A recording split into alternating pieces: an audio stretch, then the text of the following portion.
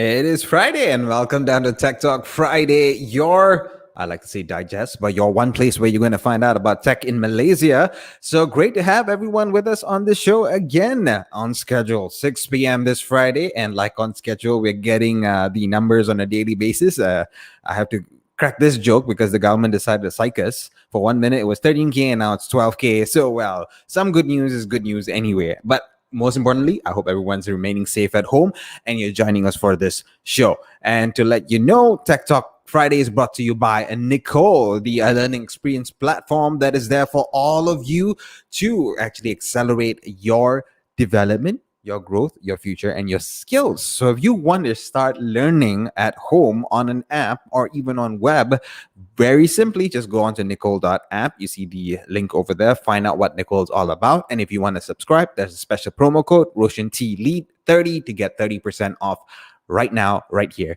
today. And of course, Tech Talk Friday has two parts. One is me and my very shiny head. Another part is a very, very wise man on the mountain who sometimes disappears into the mountain and you can't find him, but then he comes down just in the nick of time to just join us all. So, ladies and gentlemen, introducing the G from the mountain. Can we have Karamjit Singh from Digital News Asia? What's up, Karam? What? I'm just kidding. I'm just trying to freak out Nigesh because I joined the show literally 30 seconds before it started. It's okay, Karam. If you didn't appear in the show, I'm confident enough I can carry this in some way or some form. Anyway, very good. Wow, that's a testament to my leadership, man. Because now I've trained you that you can take over the show. Oh, I feel so happy. Roshan, if you're listening, you better please send some complimentary comments now and not always just take pokes at me, man. Karam, self-praise is no praise at all, right? All right, Karam. Good to have you with us, and let's kick it off. Let's first start. We always do this Digital News Asia's pick of the week, and I have to say this news because I've used their service before, and I actually sold my last vehicle, my last car with them before I bought my current car. And actually, I have to say that the service was great. Things was done quickly. I had an awesome experience, the whole thing. But now this news here, and I'm reading the bylines and I'm reading what you're saying here. We're talking about Carson. So Malaysia's Carson, they to buy iCar Asia in US $200 million deal that would create the largest used car digital automotive marketplace in Southeast Asia. And something that jumped out at me here is Carson claims a deal cements position as the first unicorn in Malaysia. So Karam, really, did they hit that 1B evaluation number if this deal goes through? Well, according to Bloomberg, they have. So I'm a bit more circumspect because those of you who, for those who follow the technology space and especially the startup space, typically you're assigned unicorn status when somebody invests in you and that investment is at a valuation of 1 billion US. So here they are making an investment into Patrick Grove's iCar, right? So they're buying over the stake that is owned by Kecha, okay, which I think says about like 19, almost 20%, 19.9%, right? So iCar is listed in Australia, okay, the ASX exchange. So they're going to buy over Patrick Grove's stake in iCar, which is 19.9%. And then both parties are then going to make an offer for the rest of the 80% to the other shareholders, okay? So then when you take the value of that stake, right, that they're planning to buy over, that value, because they're doing the iCar one is actually in a share deal, okay? But when they take over the second part, the rest of the 80%, that may or may not be a share. They'll offer people shares. If those who don't want, then you have to buy over their stake, okay, at a dollar amount. But then when you look at the value of what that assigns to iCar, it's at about $1 billion US ringgit, right? So hence Bloomberg is the first one to then agree with them to say that, hey, they are a unicorn in Malaysia. So who are we to argue against Bloomberg? So the valuation is at $1 billion. So you got to congratulate them. And I'm hoping that next week they come on the show. Both the founders, JT and Eric, come on the show, and we hope if they agree, means we're going to have them on for half an hour. to talk about how they've grown the business, right? And actually, I have Eric has kept a picture of the first time he made a pitch to his angel investor. And it's a lovely picture to share, but I got to wait for permission, and maybe I'll share it next week, if they agree to come on to the show. To look at the room, right? And what's significant is, and of course, most people don't know this, Eric reached out to his angel investor who gave them, like, I think about 2 million ringgit, right? In exchange for a significant stake, because he believed in them at the idea level, the vision level, which is unusual. This back, we're talking about 2015, right? So it's where the ecosystem was still kind of fomenting, people are interested, and there's some excitement happening. But rarely get someone to give you 2 million ringgit, at just the idea level. And Eric says that he actually sent a cold email to the angel investor. He didn't know him at all. No middle party came and said, "Hey, I know Eric is a good guy. Please give him 30 minutes of your time." He just sent a cold email out. So this is an amazing background story there, which I'm sharing with you now. But hopefully he comes on to talk about the bigger story. But also my headline is interesting, and I mentioned that they're claiming to be the largest used car digital automotive market space, because of course in Southeast Asia they're competing with a Singapore-based startup called Carro, Carro. And Carro announced just last month that they had raised $360 million US from SoftBank. Also now valuing them as a unicorn. But the key thing is that they're both now competing for the used car, right? Digital automotive marketplace in Malaysia. And by the way, Carro also plays in the new car space. So if you're looking to get a new car, they also play in that space. And and of course, there's nothing to stop Carson to also playing in that space, right? But right now, they're focused on the used car. And when you talk about, they use the word digital automotive because they are now helping second-hand car dealers to go digital also, right? Instead of saying the used car online market space, that means you're only transacting online, right? But they're trying to get car dealers to go digital. So they think there's more value for them there. But it's an exciting space, and now you're going to see a Malaysian-based startup and a Singapore-based startup both competing. And also, there was talk of Carson going using a SPAC, which is special purpose acquisition company, right, to go listed in the US. And if that happens, they're going to have just a lot more firepower. So this used car space in Southeast Asia is suddenly very interesting. And I got a report from a venture builder out of Singapore that did a study of the used car market in Southeast Asia, and it is seriously a very large market in the billions of US dollars. So significant market space. Looking forward to seeing what happens there, and we hope Carson comes, next week and talks about the experience to inspire other Malaysian entrepreneurs. But that is really the story of the week, right? For Malaysia and probably even for Southeast Asia, I dare say. Right. And it'll be exciting to have them because for me, interesting question would be like, how did they become that household name? Because before this, if you're talking about dealing used cars, or even now you're saying digital automotive marketplace for used cars, our perception in Malaysia of used cars used to be, okay, I'll see this corner house or shop which actually has used cars sitting outside. That used to be our vision. And then Carson became that household name where anybody saying that, look, I want to sell my car, okay, go Carson. Right? It just became a household name. I'll be interested to find out, how did they get that? How did they get the mind share of all Malaysians that when we think about used cars, it's Carson? That'll be interesting. So let's hope.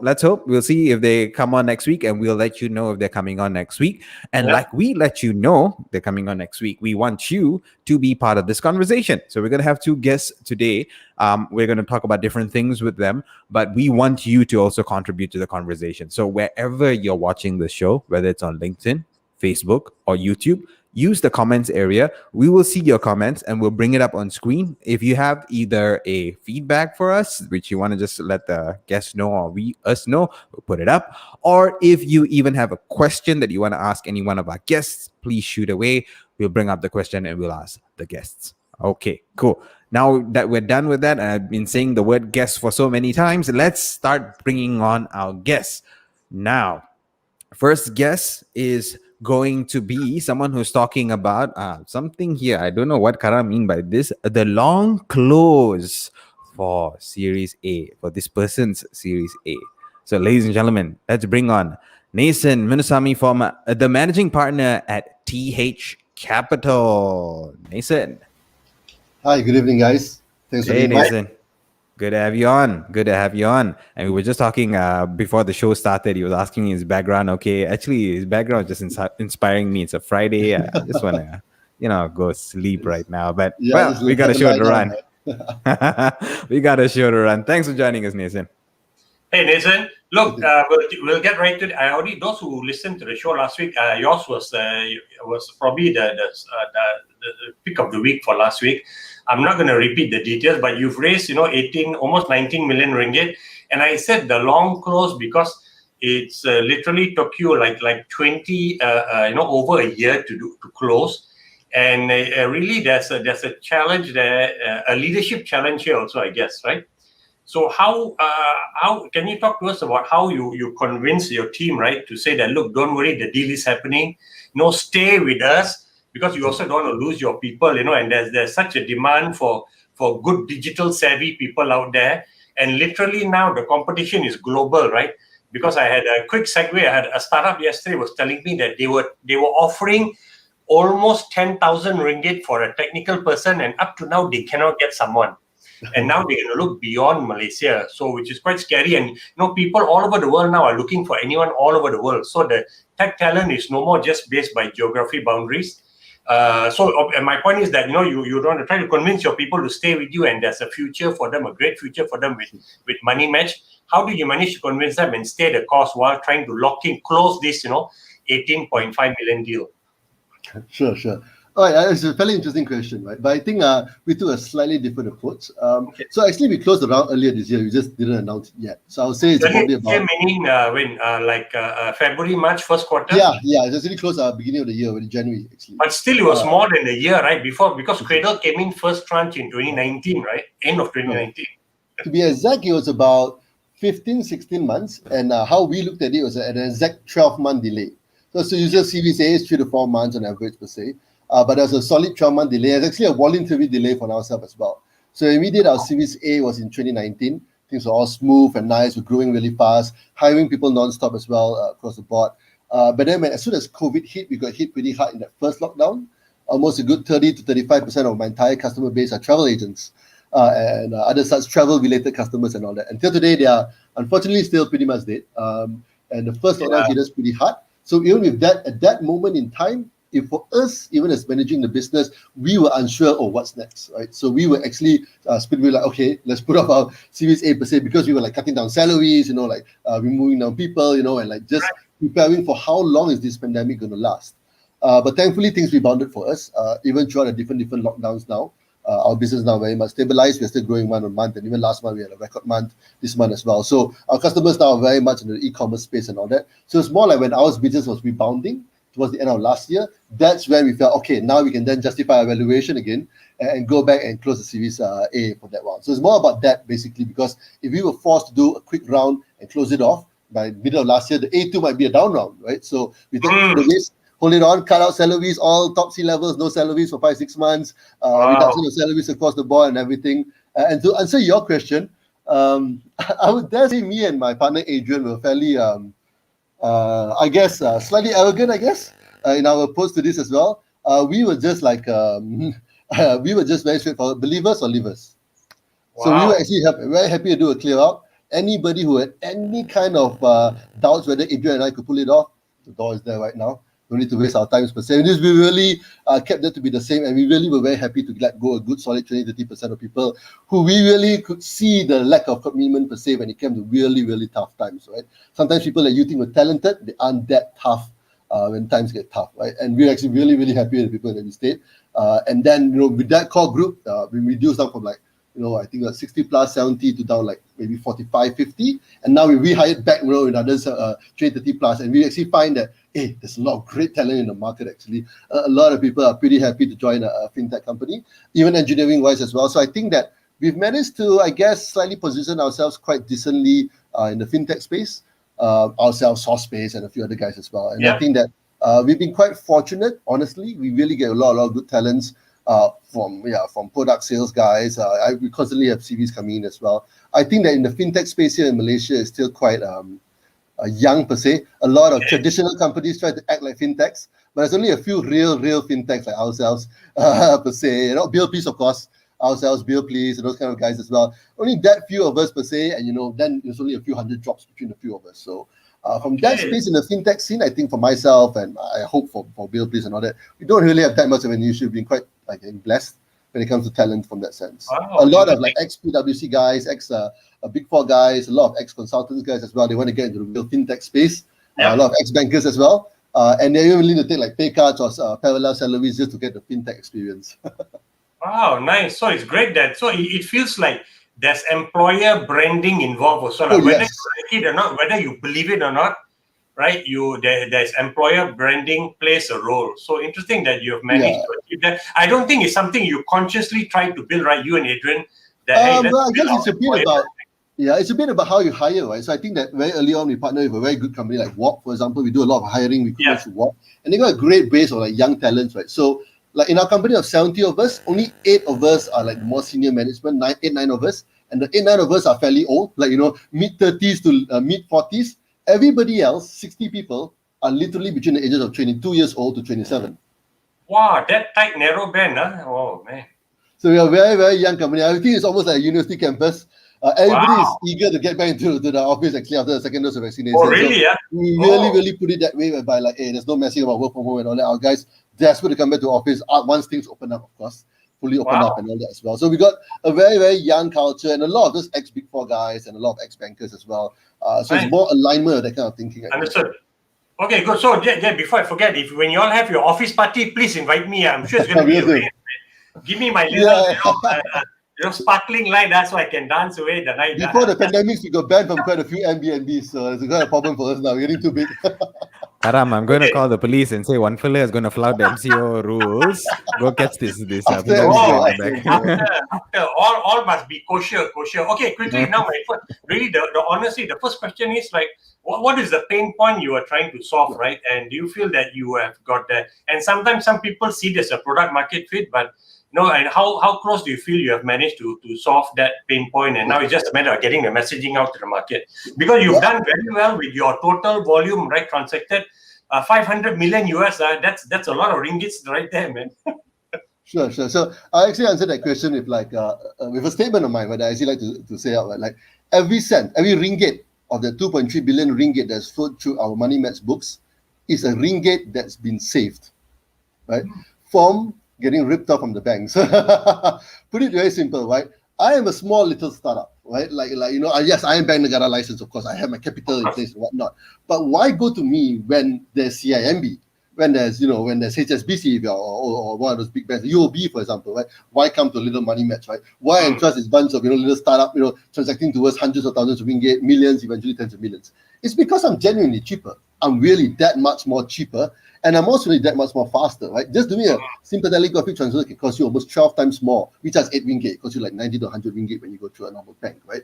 And the wage as well is a lot more cheaper. So in terms of product market fit, it's been more or less certain for us from that point. We have customers in every single state in Malaysia. We've got even like a few guys based in Penang, in JB as well. We are a multilingual team. So I think from that sense, we are fairly confident where we come at. But I think for us right now, it's actually growing even further, right, and increasing our addressable market, right? So I'm actually already looking further in the pain point. The pain point originally was basically on banking fees when it came to cross-border transactions, telegraphic transfers, and now for us, it's actually addressing even more pain points, actually, right? And understanding how we can actually solve even more problems with the micro and the small in the SME segment. I don't really cater to the large guys. They usually are very well serviced by the banks. They get fantastic rates, financing, and whatnot. But you'll be very surprised. We are good partners with Lazada, for example. Almost all the e-commerce merchants Lazada aren't really banked very well. They don't get proper service and whatnot. They aren't really qualified for financing, for example. So there's a lot more different angles that can now come into place to help out this more micro and small. Interesting, huh? The trade business. No, literally every fintech I speak to, they start with a pain point, and then once they gain customer traction, and you've got like what I forgot that I know 3,000 corporate customers, 2,000 plus SMEs, and then what how many thousand? About 20,000 plus retail customers as well. Okay. So, but the point is that they gain trust and credibility with the customers, and then you try to go deeper. Hey, this is you trust me. can I do more? And every company obviously has some pain points, right, beyond what they're addressing with you. And it's kind of interesting. That almost seems a template for any fintech all over the world. I know that's you guys, right? It is. I think that it's a bit like, you don't, everybody wants to like, do a lot of things. You try to bite off more than you can chew. But the reality is that you got to be really good at one thing first. You got to really add value, right? Really add value. And then you can talk about the other things, right? So I think it's not just about fintech. I think it's a general startup mantra per se. You're going to be really, really adding value for one niche, and then you can go ahead. Even Facebook did so long before they went advertising. Right? So that's a great takeaway for anyone listening, right? A startup mantra, you're going to be really, really very good at one thing. And then once you establish that, you can go into other, whether you call it ancillary or just deeper, right? Okay, cool. But look, in terms of, and I know you told me that because you are in Singapore and Hong Kong now, but you can be in the market, set up a company, but you're waiting for regulatory approval before you can offer your services in the market. So that I understand. But in terms of, I guess I will talk about a social impact, right? Do you feel that your MoneyMatch is trying to address any social, a social cost in the market also? Or you're not any? Sure. To be very honest with you, at the very start, no, not at all, right? We're just straightforward startup trying to figure stuff out and all that, right? But over the pandemic, without a doubt, right? I think that elements where we see a lot of, every SME that we have are banked, obviously, right? But there are just a lot of them are truly underserved. And it comes from a combination of factors, right? Whether poor documentation, right? They don't even know how to do it properly as well. Poor accounting, right? So many different reasons that plays into it as well. Or poor volume, small volumes, small business, so on and so forth. So from that angle, I think that there is one angle when it comes to the underserved micro and the small SMEs, which aren't really being addressed. And I mean, there are great efforts out there by the likes of Aspirasi, for example. They are very focused in the world of like financing, for example, and the micro merchants. But then we even got like trade guys and e-commerce guys who are too big for Aspirasi, and they cannot even, because they are not, and they're too small for bank. They don't have 3 years of audited statements, for example. Right? Typical example. There's still so many sectors within the 900,000 SMEs we have in Malaysia that needs to be solved. So I think for us, it's just very, very focused on the SME sector, actually. Okay, fine. Now, just a quick last question is, of course, there are many, but we want to keep the show tight. But look, is there anything from a policy perspective that you feel you wish was addressed, that will help you or maybe the entire fintech space, to move faster? Sure. Well, I don't know if I'm biased to say this. I mean, like MoneyMatch is, to be very frank, one of the first ever to get into the Bank Negara Fintech Sandbox.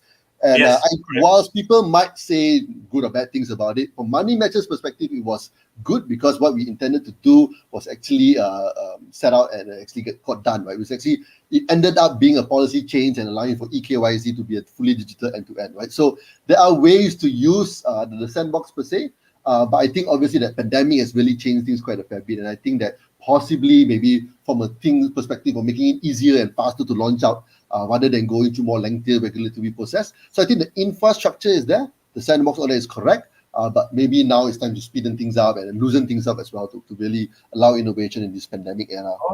Okay. What about my digital? Is there anything you see where, or you may not be familiar with it? That's fine. Is there anything there that you see you like or you wish could be done better? Well, I'm a bit familiar with it. Willing to talk to you. Slightly familiar with it. So I think that there are certain aspects which overlook certain aspects. I think that how to put it this way? I think that in the early days, MoneyMatch was very blessed because we had the late Nazrin Hassan, who was a real big believer in building technology, right? So when we go out to him and no, we want to build local Malaysians, developing financial technology. Why does it always have to be import technology, right? So that's actually, I think, that the real core fundamental stuff that maybe My Digital doesn't really address, and they more just go for the top line kind of cool sounding things and all that. But from a perspective of really empowering local companies, entrepreneurs, and whatnot as well, to really building homegrown tech as well, giving them a bit of space to technology grants and all that. So those are really core fundamental stuff which help companies like MoneyMatch grow, and even Grab in the earliest days as well, right? But My Digital, I think, just overlooks a lot of that and just looks at the top line figures, right? It makes it look very easy peasy, right? But yeah, so that's just my thoughts about it. No, good. But I think they're going to be refining it somehow. So it's a living document, right? It's a living blueprint. So, and the feedback from guys like you who are in the market, right, and up to your eyebrows, and of course for you, your eyebrows are standing above 6 feet tall. By the way, Naysan is one of the few tech entrepreneurs, right, who can eyeball me, eye to eye, almost the same height. Indeed, 6 feet plus. Thanks for your comments. Okay, Nigesh. All right, Naysan.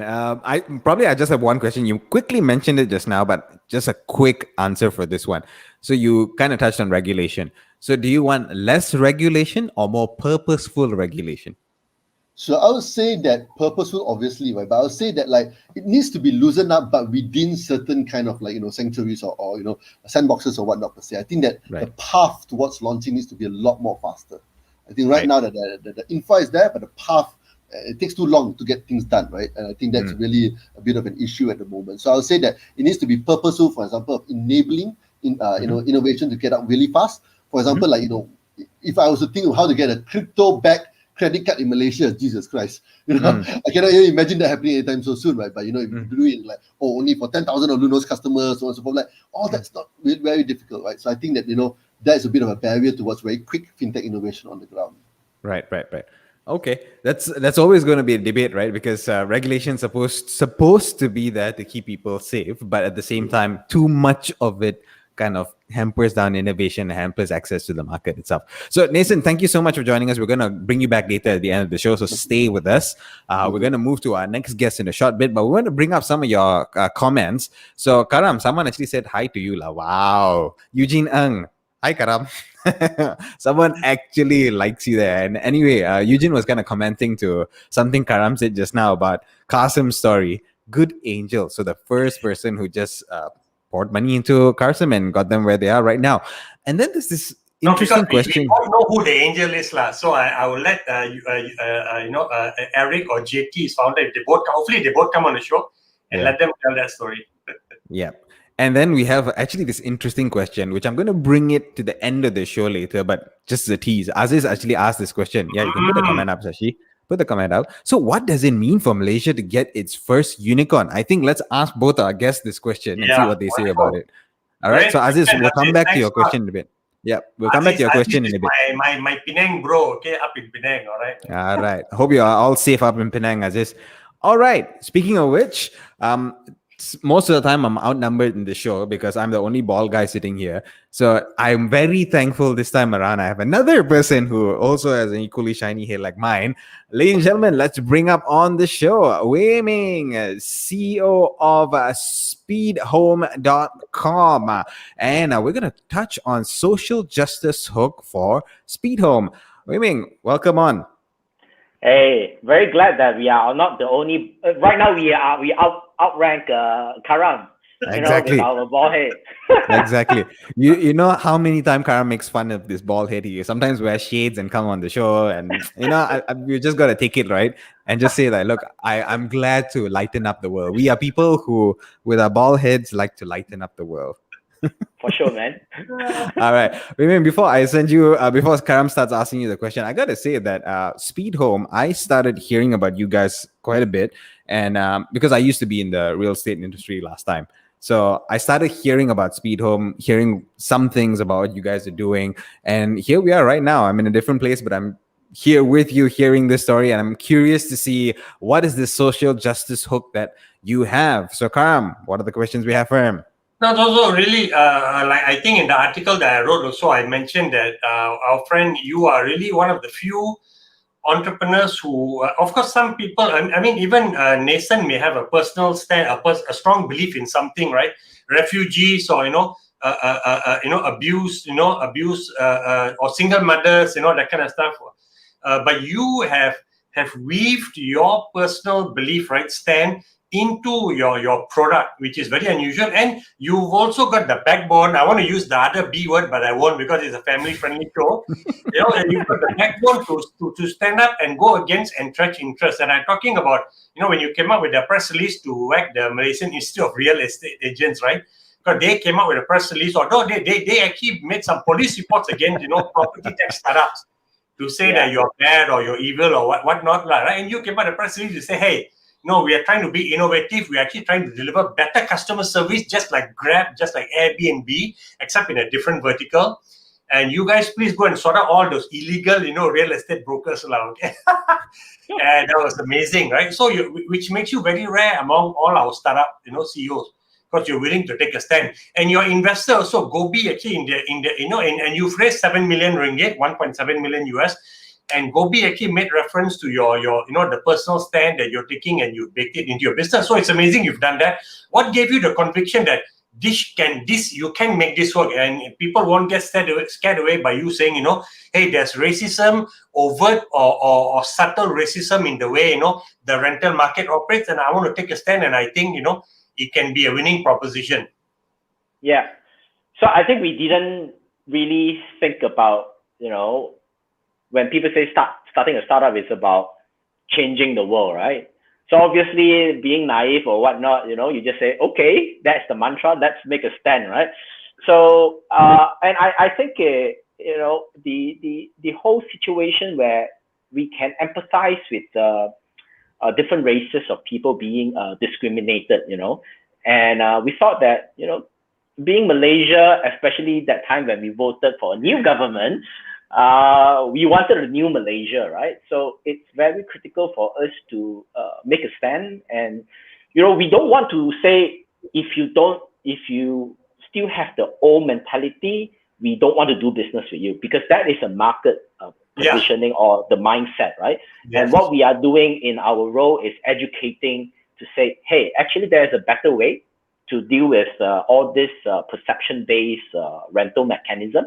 And we introduce a much more objective way of looking at tenants. We look at their pay slip, we look at it's just like a bank doing a screening of tenants, whether they want a loan, whether they should be approved or not. And that's where we are looking at, we should move towards that direction. And in fact, globally, that is already, in the more developed countries, they are doing that already. So it's very natural that we should promote this new way and really stop this nonsense of, perception-based rental racism. Yeah. But, I guess I would argue, go ahead, sorry, Nigesh. Yeah, I know that all too well, because I was in the market, and I know I know how, and sometimes I have those who put up postings or those who put up their spaces for rental, and they actually, and to me it's very surprising, right? They actually mentioned that, I only will allow this X and X race or Y and Y race, and I'm standing there and I'm like, look, I'm the agent or I'm the negotiator who's going to be representing, and you're saying that my own race is not allowed and you want me to represent you. How does this work? But great, I actually like that idea of that whole KYC before rental kind of thing. That actually is good. Okay, go ahead, Karam. Sorry. Data, no, because Wei Meng, I guess I have been, obviously being Indian, I've been a recipient of this before also, and I called a house once, right? And I think the grandson was apologetic. Because somehow through my speaking English, but when he gave my name, he said, he apparently didn't know I was non-Chinese, right? And he said my grandma actually doesn't want Indians. And I was totally cool with it, because we are so used to this, right? And in fact, I would not say that we don't even think it's racist, right? It's just how things are. Some people don't like people. Somebody may say, I don't want 6-footers, they'll keep banging against my door, whatever. I don't know. And I was struck by that. And even today, if I see it, especially if it's from somebody who's older, I don't mind, because I know that's how they've been brought up, and it's so baked into their being, right? Their DNA. Why try to persist and tell them, uncle, I know grandpa, you cannot do that. So, and I was fine there. But even today, I'm wondering whether the tolerance is less or higher, or still at the same today. I'm not sure. But I don't want to get into that, because your company stuff is very interesting. So, how can you tell also how you feel that you have differentiated your product? Is your product any different? And then I want to ask you about how you're using your 7 million to go into other markets, especially you talk about Bangkok, right? Yeah, so in terms of product-wise, I think our differentiator is really how can we reduce the burden of the tenants in terms of financial friction on deposit, especially during this time, right? Where everyone are pinching as much as saving they have, they want it in their bank, right?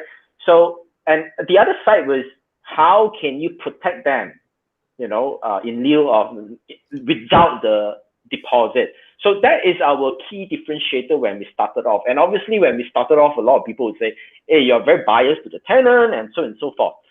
But because we, on the platform side, we see different stories, right? We see tenants was asking, even if I want to rent your house, the landlord was very keen in leasing it to them, but without deposit, they were like, no way. Yeah, right? of course. And Correct.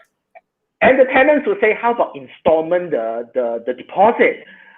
And the deal just fall off because of this thing doesn't exist, right? Okay. It's just like you want to buy an iPhone or a phone. Right now, you can use credit card to installment it. It makes it easier for you to own something.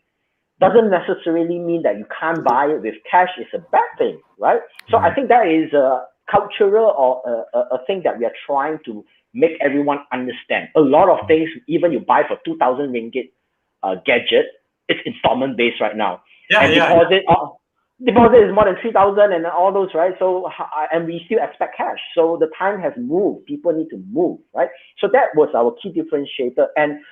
And right now we can see the market is not just shouting zero deposit anymore. We can start seeing other people shouting zero deposit. So this thing that we are doing is kind of making the trend. We are starting to move. You've established a new benchmark, yardstick, but it's great that you have. So you were the first, but you didn't make the claim to be the first when you did this in 2017. Are you all the first to do this? We are the first. Okay. We are the first. So, okay, but also one more thing, you're very good at branding yourself, especially with all the billboards, right? It's like, I see, wow, how, as soon as I saw the billboards back like in 2018, I'm saying, how can you afford it, man? It's not cheap to do, So credit to you, how you found a way, So that's great. Because it creates awareness, right? And that got you into my radar more. Of course, we know each other before that, we had connected you with someone else, but again, it shows your gutsy nature. But now another question I want to ask is that you're going into Bangkok because you're using the money, you said, to strengthen your tech team and to go into Bangkok as the first market. And in the article, you explain why. Because Bangkok, it's got a huge migrant community that goes there, just like KL, right? We're all not from KL. And you go there and then people need to place rent, and you think the characteristics are the same as Malaysia, but they won't have the racial biasness there, right? So, but that's obviously not a negative. You can still make your product work there. So how you plan to enter the market, and can you tell us a bit about that? Yeah, so in Bangkok, it's quite similar in terms of deposit. They still need a rental deposit. So just this alone would be sufficient, right? Like just now when we say we make a stand on racism and all those things, it's not our key differentiator, but in Malaysia, it's something that we want to promote. So even in Bangkok specifically, our key differentiator is still zero deposit and giving a landlord a better peace of mind with all the services that we have. So it's still the same messaging that we are giving out. But looking at how we are looking to expand, fortunately, we through ECF, I think one thing that we did was we found that these ECF investors are very much more engaged with us, right? They obviously, for the sum that they put in, we sort of leverage them as fan based. We don't see them as, Yeah, quickly, sorry, Wei Meng, for people who don't know, you raised 2.5 million ringgit back in February 2019, correct? Yes. Okay. All right. And then we raised 2.5 in 2018. Okay. So we have raised 2 rounds. So in total, we did around 5 million. So what we really leverage on our customer base, like for example, right now we are trying to get this last round. There was a guy from Thailand. He's a Malaysian, but in Thailand, he has a substantial business there. Okay. So he said, I could bring you in. Wow. So we said, why not, right? And he connected us with so many people. And that's why we thought, apart from just, when you're going into a country, it's very important where you have someone knows the market and it's very aligned with you, right? So that reduced the marketing cost dramatically, and that's where we are. Wow, wonderful. Your existing... Quickly, sorry? Yeah, speaking of marketing, and testament to how good your marketing and how your tech team is really good at their SEO and also your Google ads. There's a comment here, Shashi. I think you want to bring up that comment. So one search of Speedhomes on Google and the very next video on YouTube that is being watched is your ad. Talk Wow. about good marketing right there. Yeah, so you need that, right? That's so critical to any startup. Yeah, you must be super good at digital marketing. But so, okay, Wei Meng, you also spoke about, I know we're going to bring this up at the end. You also shared your ambition of wanting to be a unicorn. You're so early in the journey, and I think your press release came out before the Carson one. So why do you set such a high bar for yourself? Why not just go for the next level and then say unicorn later publicly? Of course, to your team, your investors, you can say that, right? So that's just putting more pressure on you. I'm quite struck by that. So why? Well, I guess we are all aiming for the moon. Go big or go home. That's the mantra that we are Hey, having. Patrick Grove, man. Patrick Grove, his email used to have that, right, for many years. Yeah. I mean, being an underdog, what's a better story when you are an underdog and become a unicorn? I think that is a very good story, and I think given the fact that property itself, it's a huge market by a vertical by itself. And if Grab or Carson on the transportation or car space, they can be a unicorn. Property is the largest asset in the world. So if they can be, certainly we can be. Right? That's how we see it, right? Okay. Because property is a huge asset.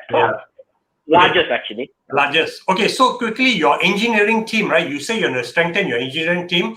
And because you're a one-horse pony, right? Or one-track pony, something like you've got one product rental. And how do you want to compete with the guys of Property Guru, right? Or even, iProperty? We've got a lot more suite of products, and they can also copy what you're offering if they like it. So, and how does your strengthening your engineering team help you to do that? Actually, the way that we compete is not really, in terms of technologically, I think just now when we mentioned doing one thing good, and that's where we want to focus on rentals specifically, right? And for big boys, when they want to enter this, they need to build the whole suite. Yes, they have a lot of different products, but they are all very surface level. What we do is very specifically niche into rental, right? And where you see we have problems with MIEA and all those things is because we are competing with the incumbents, right? Whereas Property Guru, they are working very closely with agents. Yes. So for them, it's a business model change. It's not a technological change. So that is the barrier of entry for them. That's where we are hinging on whether you want to make the switch, right? Whether you want to have a fight with MIEA. So I think that is not just a business point of view, but from a technological point of view, it's also a business point of view, whether they want to disrupt themselves. So that's where we are coming. Wow. So because you clearly say you want to disrupt the real estate market, especially the way agents work, right? So, and you are standing by that, right? You want to disrupt the estate agent model, correct? Whereas you say these guys are working in collaboration with them, so of course you cannot upset and annoy a key part of your value proposition. Exactly. Wow, amazing. Fantastic. Very cool. Yeah. So just quickly, before we bring Naysan on, is there anything from a policy point of view, Wei Meng, that you feel can be improved of, to be changed, right? To help the whole, PropTech ecosystem or your business in particular to improve? I think, I think any tech startup would have the same saying that, in terms of finding talent is extremely hard locally. And I think an MSC status obviously allow us to hire globally. But I think the government has always been trying to push a quantity of people coming out to the market. And you end up, everyone is just like that.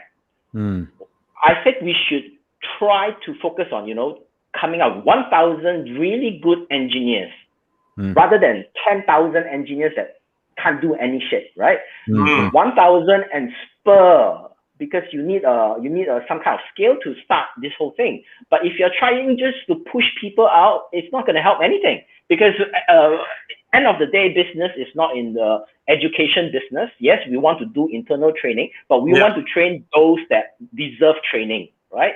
So I think that is where the policy, more specifically, I think I'm more vocal on the education side of it. Okay.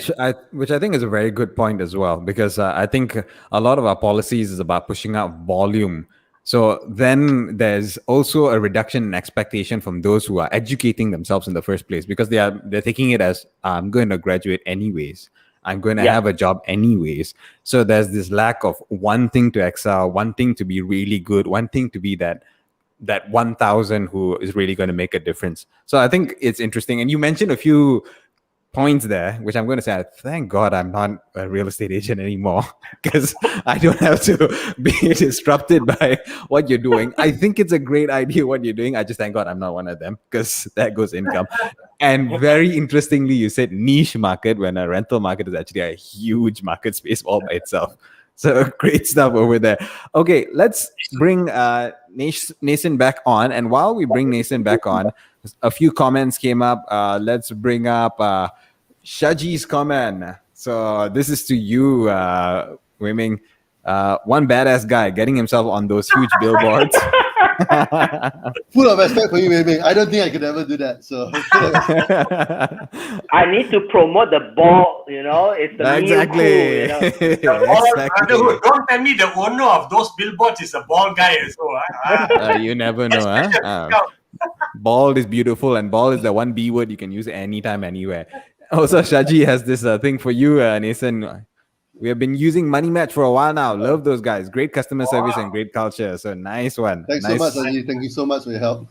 Yeah, nice one to Naysan. Okay, we've got a question actually from somebody right there watching on Facebook, which we actually want to ask both of y'all. So let's start with Naysan first from Aziz. So what does it mean for Malaysia to get its first unicorn? What do you think, Naysan? Extremely good. I think that it's extraordinarily positive, and we need so many more. Purely from a perspective of, I've been fundraising so hard for the past, obviously 1.5 years or whatnot, right? And even though we get a lot of great interest from foreign investors, all of them are unhappy with the political uncertainty, the sovereign risk as well. All of them are like, I might as well just hold on for your later rounds. I can afford it. It's fine. So it's really, really frustrating, right? From that sense. We're very thankfully to close from a local investment bank who took a stand with us as well. But I think this is really, really important, because it tells foreign investors that hey, a Malaysian startup can actually get to that race. Over here, being a HQ in here in Malaysia, Grab was a fantastic story, but then they moved the HQ over there to Singapore for quite a long time. But I love the work that Eric and Eugene is doing over there at Carson, keeping such a huge Malaysian base. It's really, really important for us. So foreign investors know that, there are abilities to scale up. We can get 10x, we can get 20x. But before that, it's always what's the precedence before you? All right. Great. And what about you, Wei Meng? What do you think? I think I echo with them, with Naysan, because you think about it, investor would always say, like I spoke to Allianz, right? We speak a lot, and Allianz also were looking, Allianz X specifically, they have a venture arm, right? And they're looking at Indonesia. Population, Malaysia is a small market, but anyone that is doing all this startup is not just going to be one country. Gojek can be just one country, but Grab is everywhere, right? So I think where investors, when we have this unicorn in Carson, basically it shows that, hey, you are not just looking at Malaysia. Being in Malaysia it's actually great. You have a better cost base and yada yada, and multilingual and all those things, and we can expand regionally. And the story is ASEAN. It's not Malaysia. So I think people get the feeling. You shouldn't look at Malaysia startup as Malaysia population only. You should look at the whole ASEAN, right? So I think that is a testament to Malaysian can actually do that. It's not so easy. Okay, just very quickly, both of you also share a similar investor base, that you have got a very strong corporate player who has taken a stake in you, right? You've got CAF, investment bank, and then you got Allianz. And I think for Wei Meng, you started relationship with them in 2017, and the fact that they invested in you now. I remember Patrick Grove telling me also that if you can partner with any large corporate, right, and just show them value in the collaboration with you, it may be like coming jointly ideating to come up with a product. But as they observe you and they like what they see, at some point they're going to be tempted to take a stake in you, because they want to show that they're digital, and there's pressure for all corporates to go digital, right? So you have shown a beautiful template, I think, Wei Meng, right? So I hope a lot of startups realize what you've done, and they come back and ask you more about how you build that collaborative relationship with them. Whereas CAF one, I don't know, because this seems like something they just wanted to invest. You did not have a prior relationship with them, right? Actually, we did, yeah. So actually, you CAF did, is like, for example, like one of the principals behind Tuas Capital. So they came into us in 2017. So actually, they already marked us out from 2017. Tuas Capital went into ourselves, Ringgit Plus, for example, quite a few others as well. So they're actually quite active fintech investors, and they actually are linked up back to the CAF Investment Bank. So actually, we've actually been kept track of for the past few years, actually. But as you rightfully said, we had to add value to them before they could pass the mark up to the board to approve us as an investment, right? So for us, because we disrupt the commercial banks, the investment banks see great value in having us on board. Wonderful. So both of you have shown that brick and mortar guys, you should partner with them and they should partner with you. And maybe more brick and mortar will look at the two of your stories, right? And zoom in on the fact that you've got corporate investors and they say, hey, maybe we also need to get into the space. So it's only good news for the local startup ecosystem. Yep. And if one thing I want to take away from both of y'all is the world keeps on changing and people will find ways to solve this problem and someone else will become a dinosaur. So be ready to change together with the world as well. So thank you to you both. Thank you so much for joining us and thank you for all your answers and insights today. And I've got to make a quick call out. Actually, this is something we've been doing for a few weeks now. And this is especially for those who are looking to start small organization, SMEs and all that. We've got a survey running and it's been now 2 weeks, so now we're going into 3 weeks that we're doing the survey. And the whole idea of the survey is to find out what are the challenges that startups, SMEs, you guys are facing. So take that survey because we want to understand and perhaps create a sort of study report to understand how you can help yourself move, especially in these challenging times. And we've got a few other things kind of planned coming out over the next few months, hopefully that will help out most of these SMEs, especially in these very, very difficult times.